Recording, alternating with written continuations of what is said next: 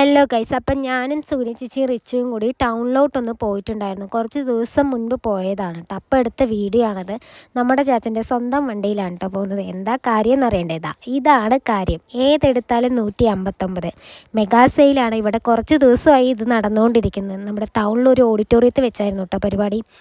അത് കുറച്ച് ദിവസമായി. ഞങ്ങൾ പോയത് ലാസ്റ്റ് ഡേ ആണ്.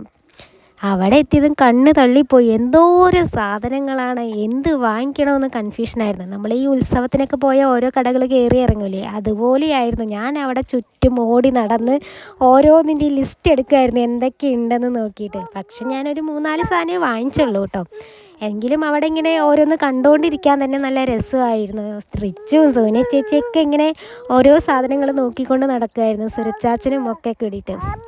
പിന്നെന്താ, ഞങ്ങൾ എല്ലാവരും കുറച്ച് സാധനങ്ങളൊക്കെ വാങ്ങിച്ച് അവിടെ നിന്ന് വാങ്ങിച്ചാണ് കേട്ടോ പീലിമോൾക്കുള്ള സ്വിമ്മിംഗ് പൂളും ഒക്കെ.